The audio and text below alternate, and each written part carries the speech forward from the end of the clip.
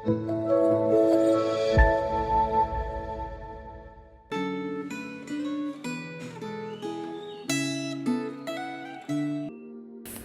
Bapak Ibu Saudara, hari ini tanggal 17 September 2024. Kembali bersama dengan saya, kita akan merenungkan firman Tuhan. Mari sebelum itu kita persiapkan hati minta pertolongan Tuhan. Kami bersyukur ya Tuhan, untuk hari ini ada kesempatan bagi kami untuk mendengar firman-Mu dan belajar firman-Mu. Kami mohon Roh Kudus Tuhan menolong setiap kami saat ini. Di dalam nama Tuhan Yesus kami berdoa. Amin. Hari ini kita masuk dalam 2 Samuel pasal yang ke-22. Saya akan membacakan ayat yang pertama untuk Bapak Ibu Saudara. Daud mengatakan perkataan nyanyian ini kepada Tuhan pada waktu Tuhan telah melepaskan dia dari cengkraman semua musuhnya dan dari cengkraman Saul. Sedemikian jauh pembacaan firman Tuhan. Bagian firman Tuhan ini adalah lirik lagu Bapak Ibu, atau biasa disebut Mazmur yang dituliskan oleh Daud. Jadi sebenarnya Mazmur Daud ternyata bukan hanya ada di kitab Mazmur saja, tetapi nyanyian yang Daud tuliskan itu juga setidaknya muncul di kitab Samuel ini. Ini adalah sebuah lagu pujian yang dinyanyikan oleh Daud kepada Tuhan sebagai respon dari hati Daud, sebab Tuhan sudah menolong dia dari Saul dan orang Filistin yang berusaha membunuh dia. Dari sudut pandang Daud yang menuliskan, betul itu adalah sebuah respon hati.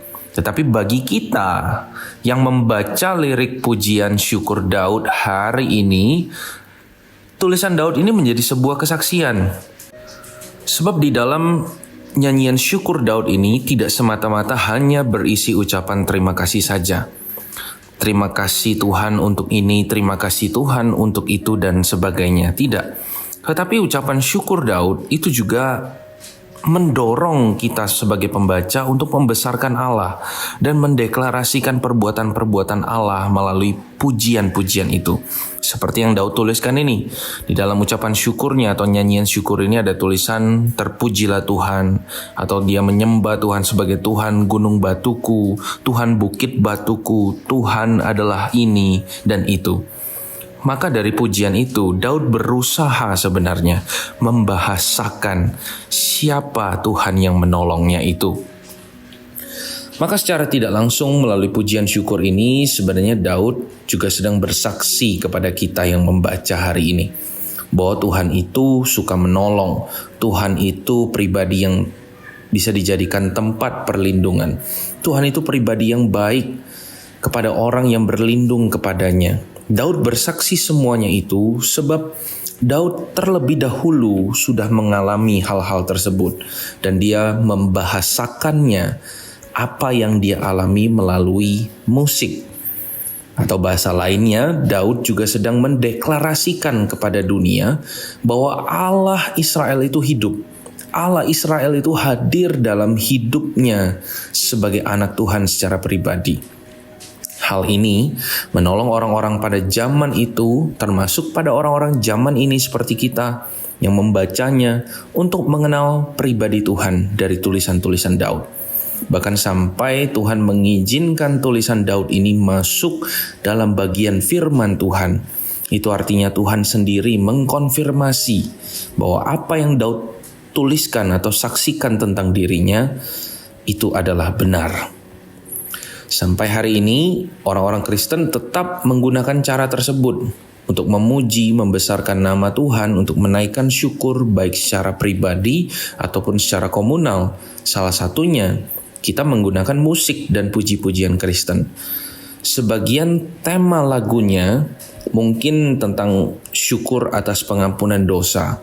Sebagian lain tentang Tuhan yang menolong keluarga kita, tentang keselamatan dan lain sebagainya. Walaupun tidak semua hal dalam lagu pujian itu pernah kita alami secara pribadi, tapi izinkan saya bertanya, selama ini ketika kita bernyanyi di gereja ataupun secara pribadi, kita percaya tidak apa yang kita nyanyikan itu? Ketika kita bernyanyi puji-pujian Kristen, berkata Tuhan pasti sanggup menolong kita, kita benar gak sih percaya bahwa Tuhan itu pasti sanggup menolong kita. Dikatakan Tuhan tidak pernah terlambat. Kita benar-benar percaya tidak bahwa Tuhan itu tidak pernah terlambat. Seharusnya kita sebagai orang Kristen yang diberikan anugerah dalam bentuk musik gerejawi sebagai sarana kita memuji Tuhan. Seharusnya kita tidak sekedar hanya bernyanyi, hanya mengeluarkan suara dari mulut kita, hanya sekedar bersorak-sorai. Tetapi seharusnya kita seperti Daud menggunakan pujian itu sebagai deklarasi dari iman kita.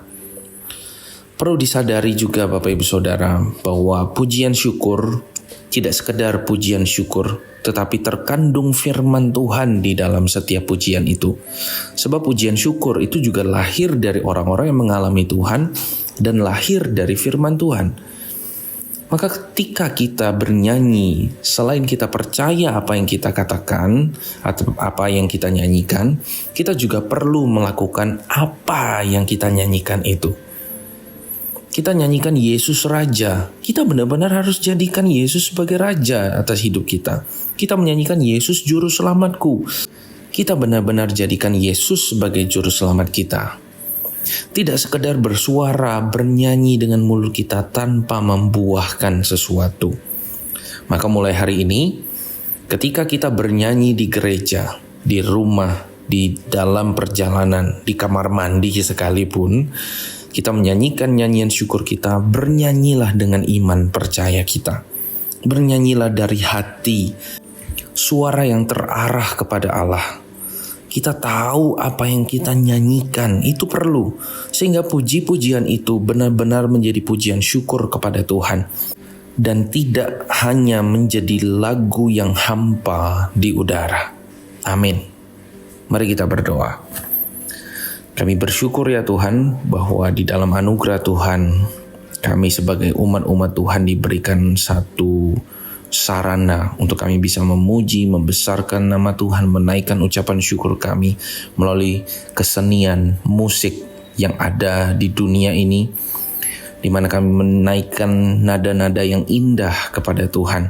Tapi jangan biarkanlah anugerah ini menjadi biasa bagi kami, sehingga kami bernyanyi hanya bersuara tanpa arti dan tanpa membuahkan sesuatu. Tapi mulai hari ini, mohon Roh Kudus yang menuntun hati kami ketika kami bernyanyi, benar-benar kami bernyanyi dari hati dan dari iman kami. Terima kasih Tuhan. Dalam nama Tuhan Yesus kami berdoa. Amin.